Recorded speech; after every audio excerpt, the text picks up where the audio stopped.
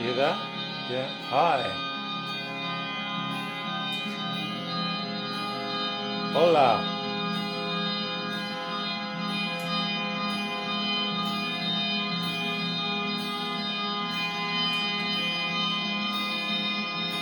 Hi, everybody. I don't know if you can hear this. I'm playing some of the sounds I've been working on. You can hear it? Yeah?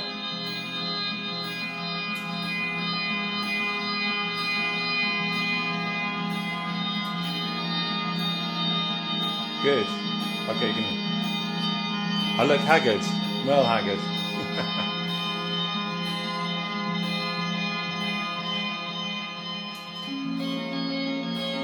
Get a jazz master.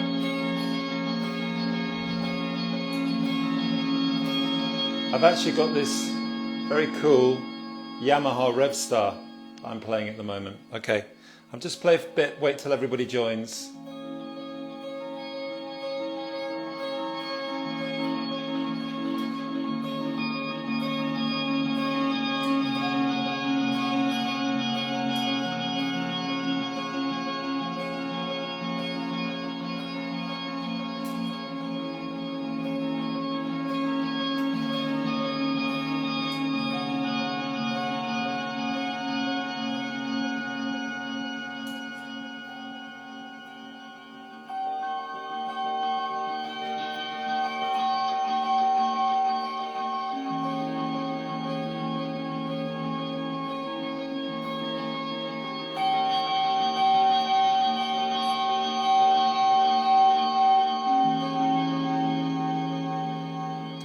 Okay, cool.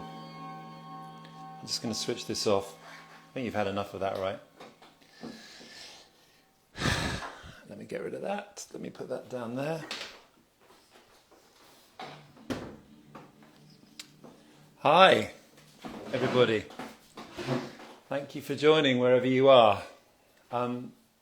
This is me talking to myself again. Well, to you. And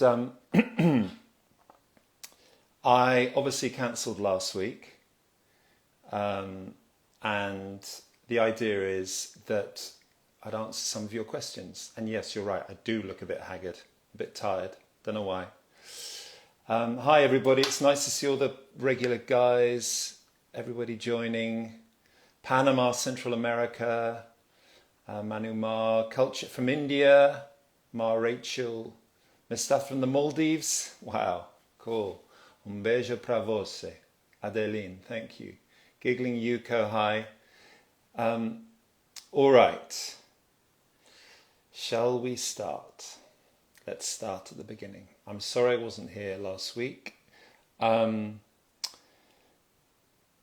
me explain a little bit why. And the only reason I'm explaining is I'm not looking for people to feel sorry or anything. It's a human condition. Sometimes, I don't know, I do, we all get depressed at times. And last week, I just was too overwhelmed by stuff. And I'm kind of working through some stuff, which I find, you're going along and everything is all right, and then bam, you get hit by something. And it's all part of the journey of living, I think. So nothing to worry about. And maybe when I'm still kind of working through stuff. When I'm out of it, I will talk a bit about it. Because the reason I think it's important to talk about this stuff is because whenever we do, we're all human beings on this planet.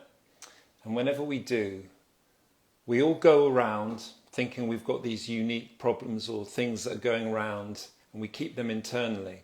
And the moment you sort of share them, you realize, oh, other people feel like that. Oh, I'm not alone. They feel like that. So that's why I think it's important to do this stuff. So I'm not doing it for sympathy, but thank you for everybody who said lovely words. I'm doing it because hopefully the more people that we do this, the more people we talk about what's going on inside, what we feel, the more we can get better and we can create harmony for ourselves and for the world. Okay. All right. Oh, it's so nice to see all these messages. All right, I'm not going to get distracted by them. So this week it's just me, and I thought I'd pick a few questions from people who sent in some questions, and then maybe I can look at ones that love will rescue you. You're right, Kalespin, love will rescue you, but it has to come from within.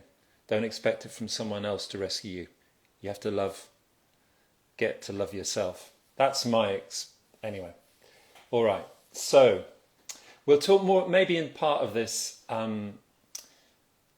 we'll talk about the inner stuff, not necessarily the detail, but the stuff that we all go through, right?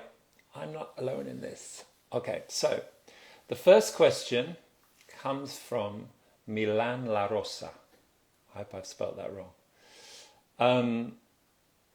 So the question was just a cool question. They're all good questions. Do you feel like the same person that you were when you started with Radiohead and the whole music thing? And in one word, no, absolutely not. And it's funny. I think what happens, my experience of life is like, I'm 52 now. 52, it's a number. It's, yeah. My experience of life is that you're constantly changing, you're constantly evolving.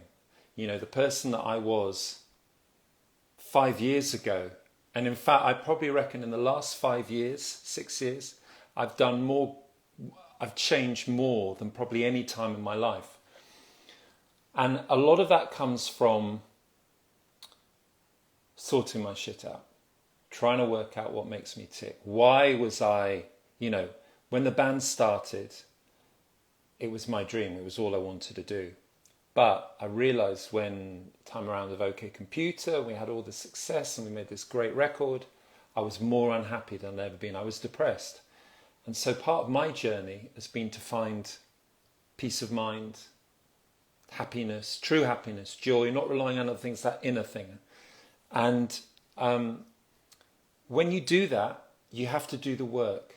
You have to work at it. It won't happen. You've got to, you can choose to carry on your life. I could have chosen my carry on my life, drinking loads, smoking loads, doing all the rest of it, drugs, whatever, and being in this band. But I knew that wasn't what I had to do. So part of my journey, a big part of my journey, is sorting this out, doing the work.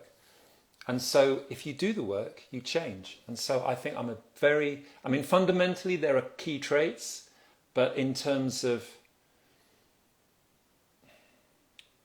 what makes me happy, all these things, I'm a very, very different person.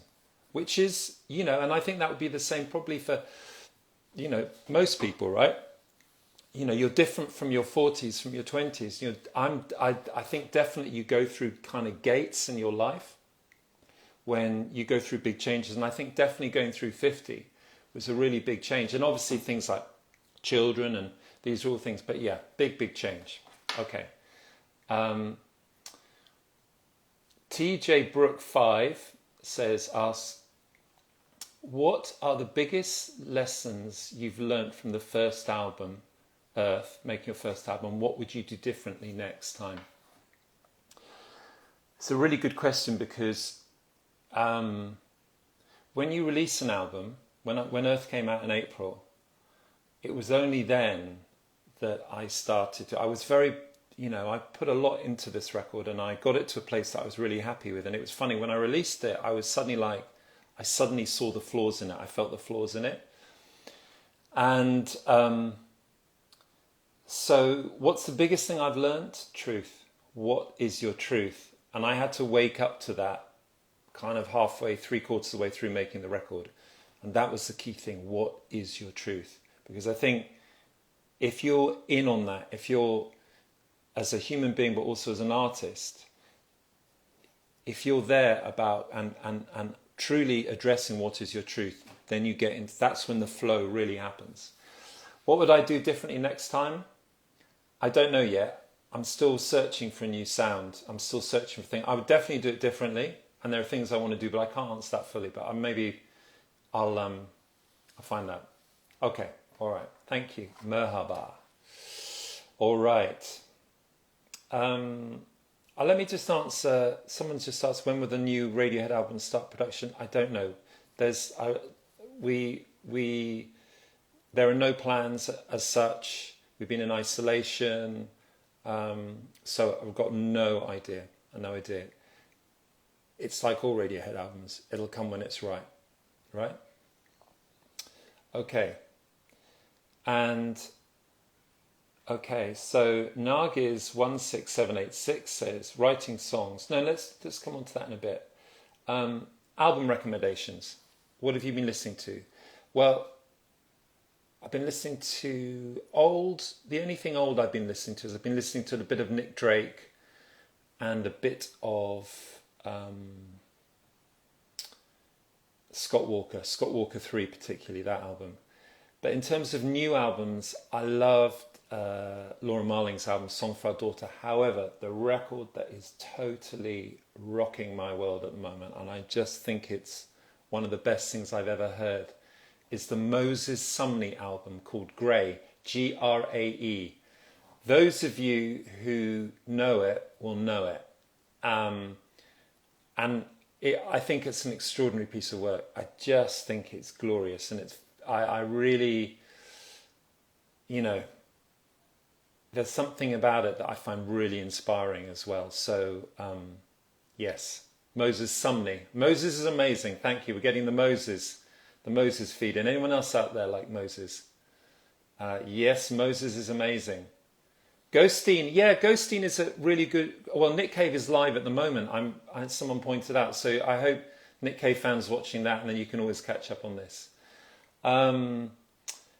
So that's okay. I will also, since you like Brazilian music, you should listen to Maria Bethânia. I have, and I love her music, and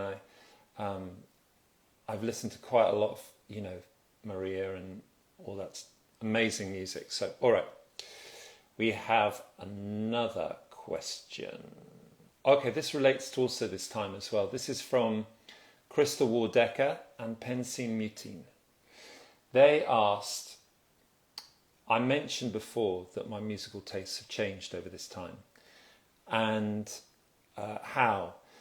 And it was really interesting because we were in Wales and in the countryside, and it was absolutely beautiful. And I got the virus. When I got the virus, when I'm ill, I don't know about you, but I don't want to listen to anything. When I get ill, it's, if you listen to music, you get these terrible earworms and you hear it over and over again. So all I was listening to, all I could hear was the silence, the wind, but also the birds. And I kept, after about 5 weeks, I put the radio on. And I'm being distracted. I don't know what heterophobic is. But I was distracted, and basically I didn't want to listen to any music. And my kind of go-tos, these things that I would usually listen to, I put them on, and I was just like, it just was like a noise. It was just like, and so I haven't been listening to a lot of music. And actually the Moses Sumney record and Laura's record have really, because sometimes your worry is, if you're not listening to music, and music, the thing you do, there can be a tendency like, well, what, you should be listening to music, but I've kind of been here before, and so I've been rolling with it, and I'm really enjoying the silence.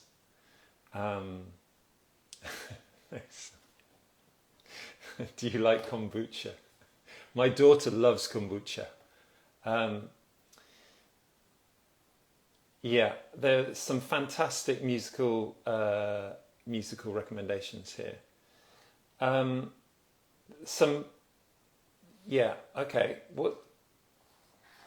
Okay, that's a good question here. Ed, what do you think of Johnny and his work as a composer of contemporary classical music? I think it's wonderful. I think Johnny's always been an extraordinary musical talent. He's kind of the most musical in the band, and kind of, he can read music, he can score.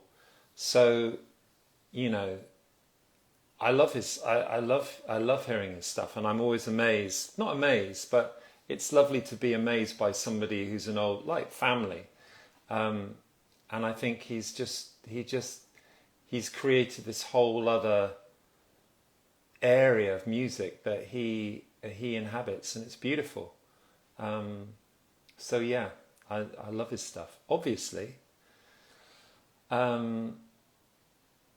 So have you managed to try?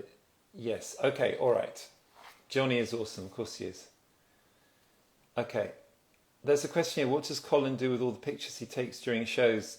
He has a very big folder, or folders. And I really hope that Colin, he should have an exhibition or something. He's taken some wonderful photos. He's a wonderful photographer.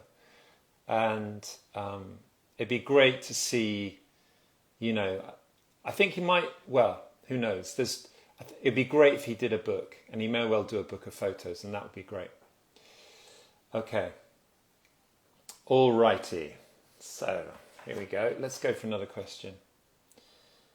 Okay, time in Brazil. Dr. Mandy. Or might be Dr. Mandy or Dr. Mand, ! Asks the question.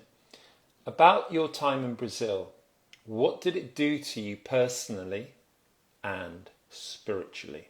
All right. Well, personally, we were out there for about 7-8 months. And it was kind of the first time that I'd ever sort of stepped out of the busyness of life, which is probably, there are a lot of parallels to lockdown and being in Brazil, our time in Brazil, because lockdown was a time when we all kind of stepped out of our busy lives. And Brazil was the same thing, but on the edge of that Mata Atlântica, which is rainforest. And we lived in a very small, essentially a hut by a waterfall. And life was really simple. The kids got up and went to school, and we all rode horses, and we lived on the edge of a farm, and there was no Wi-Fi, there was no TV, there was no, it was just us and nature. The kids we bought a little bit of Lego for them. Had about 5 DVDs given to us by an Italian friend that Susan and I would watch. She gave us our favourite Italian films, and every Saturday night we'd watch them, and sometimes we'd repeat them. But personally, what did it do? It was kind of like I think it's probably the greatest experience that I've had, and as a family, to have an adventure like that, where you're the kids went to a Brazilian school, a little village school, where nobody spoke English, and it was family time. And, for me, it's really important because, I'm very lucky in the life that we lead and Radiohead and stuff like that, but family is the most important thing. So to have this time together, and we still talk about it, we still laugh about it, and it was amazing, but there was also a dark side to it that I might go into one day. But there was a dark, we had to get out of there. Not that we got into trouble, but we felt threatened, the place that we were staying, and not by the local people. It was the local people were amazing, but I won't go into it because it's don't need to. So we had we were in paradise, and then paradise became scary. So we kind of got out. So it was a proper adventure. What did I get out of spiritually? Well, it's a really good question. Some of you may know that that's a big part of who I am and how I walk this planet. And for me, I sort of had an awakening the first time I went to Brazil, which was back in 2001. And I find this in South America and one of the reasons I love South America so much is not only the people, but I feel more connected. I feel more connected to that, to spirit, to the other, there's the visible world in front of us, but also there's the invisible world. And what I love about being in South America, you see the writings of Gabriel Garcia Marquez, who's one of my favorites, magical realism, the two go hand in hand. And I love that. And where I grew up in Oxford, it was just like we threw out religion and we threw out spirituality, or or the idea of connectedness, you know, God, whatever you want to call it. But in Brazil, I felt that. And so in terms of, do I speak Portuguese? No, não falo português. Sorry. So, yeah, that's what it did for me. It awakened me and made me feel connected. So I always feel like when Radiohead came on tour to South America in 2018, whenever I go in South America, whether it's Chile, Argentina, Peru, I love Peru, Colombia for the first time, Brazil, and also Mexico, I have to say, I feel alive. I feel, in a funny kind of way, I feel I'm home. And I know it's a big home, it's a big continent. But yeah, so that's what I learned. Okay, thanks for stream. Peru, yeah. You need to read Emilio Monge. Okay, Corazon. Okay, I'll check it out. Here's a good question. Which football team do I support? So many of you will know that I love football. I love a lot of sport. I love football. I love cricket. I like rugby. I like athletics. I love sport, a lot of sport. I don't like golf. But watch football team. So, of course, Manchester United, Man United. I went to university in Manchester. My housemate introduced me to United. I went to Old Trafford, 1989. I had my epiphany. I had my spiritual awakening in Brazil. I had my football awakening in Manchester. But the other team I support is my son Sal is an Arsenal fan, and we live in London. And I'm not a very good father because I said I'm not going to go to Arsenal and watch football with you because I'm a Manchester United fan. But we came to a very lovely compromise. We are season ticket holders at Brentford Football Club, known as the Bees. A team in West London. They're in the Championship below the Premier, and they just finished third in the Championship and missed out last night on being promoted to the Premier League. And Brentford is a small club, but it's a small and beautiful club. So that's my other team, and that's where I go every other Saturday. That's where I go with Sal and Brian Message, who's one of the Radiohead managers, a dear friend of mine, and his son Jude, and we go every other Saturday, come rain or shine, and we watch the Bees, and it's wonderful. All right, okay, I forgive you. There are obviously some Liverpool fans out there. Okay, all right. Let's have a look. Oh yeah, somebody asked. It's good. Okay, somebody asked. I'm going to answer this. What do I think of Los Angeles? Los Angeles. There are bits of Los Angeles I really like, and there are bits of Los Angeles I really don't like. The bits I like are, I love the canyons, I love the desert, I love the light, I love the heat. And what do I not like? I don't want to get into that, but people who go to LA will know what I mean. There's it's a good place, but anyway, all right. All right, so I won't be too much longer because I must be boring the pants off you, All right, favourite guitar pedal at the moment. This is one for all you guitarists. The thing that you heard earlier was not through a foot pedal. It was through a Line 6 Helix multi-effects processor. And for those who know, I've just been given one by the lovely Line 6 people, and I think it's amazing. And I'm having a lot of fun with it, so I'm really enjoying it. So yes. Somebody asks here, I can't even read my writing. Yoeli Art, I think, asked. Wow, hello from Indonesia. Hi Indonesia. I went to Indonesia in 1982. That's a long time ago. Loved it. Stayed in Jakarta we have friends who lived in Jakarta, who lived in Oxford. They moved to Jakarta and we went to Jakarta in 1982. And they said to us, I'll get off the subject, and they said, because Jakarta's an amazing city, it's bonkers. I was 14 years old and it's hot and it's humid and it's December and it's like monsoon rains and we're staying in the house, and they said, and it's quite intense, it's a very busy city. And they said, you might want to go away for, they said this to my dad, there's my dad, my sister and myself, said you might want to try a little island. You fly, it's about an hour, it's called Bali.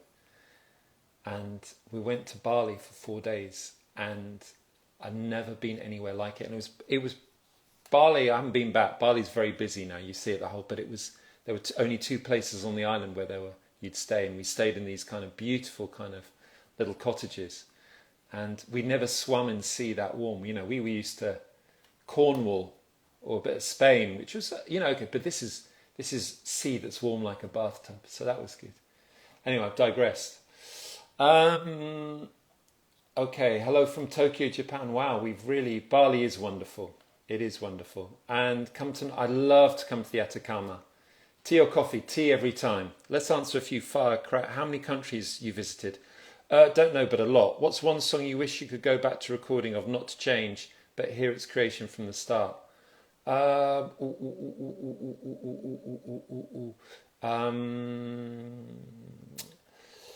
God, I don't know. Sorry, move on. Pass. It's like mastermind here. Greetings from Brazil. Went to Russia. I want to come to Russia. I really do. Hello from Iran. Now, there's someone from Iran. I so want to come to Iran. I've kind of been obsessed. Cusco, Sagrada Valley. Ever been to Egypt? Yes, I've been to Egypt. Been to the Sinai. Wow, this is amazing. All right, guys. How about a couple more questions? Somebody says, okay, let's answer a couple of questions from here coming up. Who would you most like to collaborate with? That's a good question. I don't know. I'll come back to that. Let me think. Come to Balham.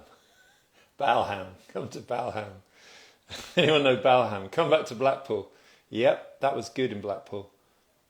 Have you ever been on the moon? Only in my dreams. Favourite movie? A lot of you will know this. My favourite movie is Interstellar. I love that film. What do you think of is Jamiroquai too much for you? What's your best read from lockdown? Please come up to Scotland. I'd love to. I love Scotland. Not now because of the midges, right? Come to Greece. I was going to holiday in Greece, but we cancelled our holiday in Greece. We were going to go to Paxos.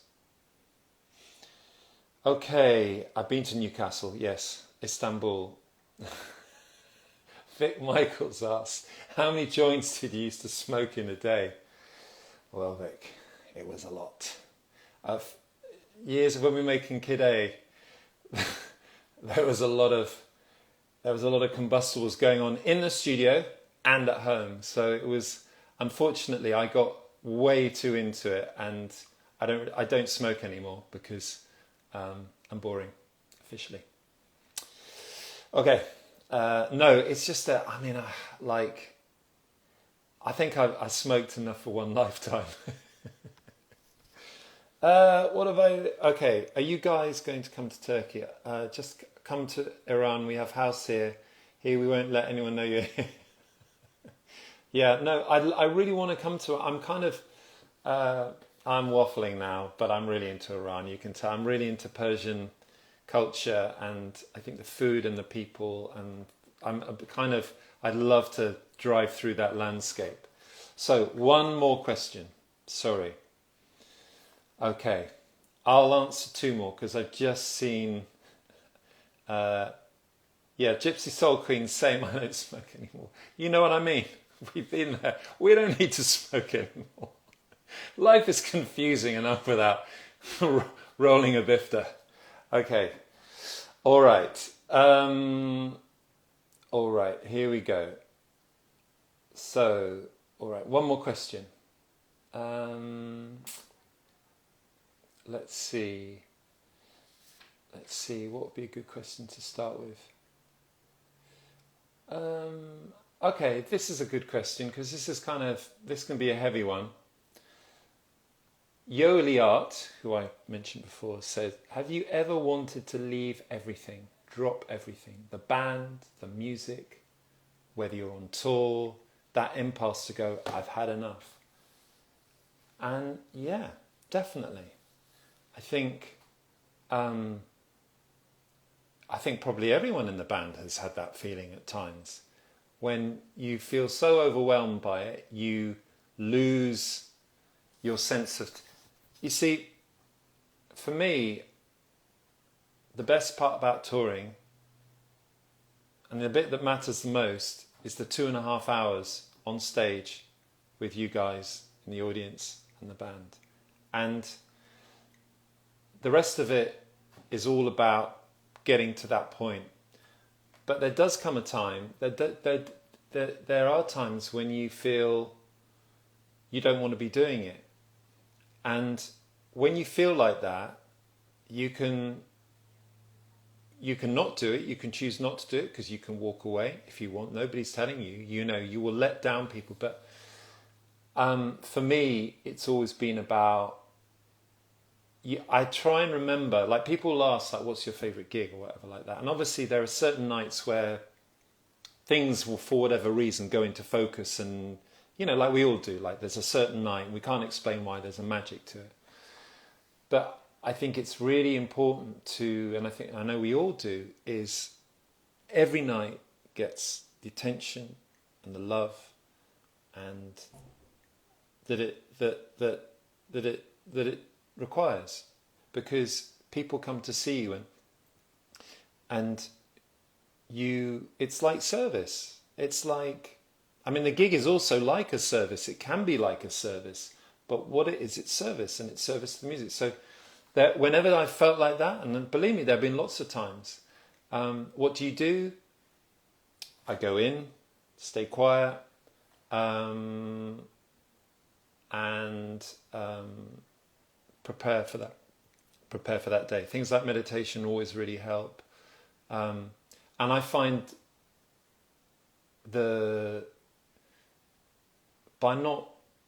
by living a cleaner life, it becomes a lot easier.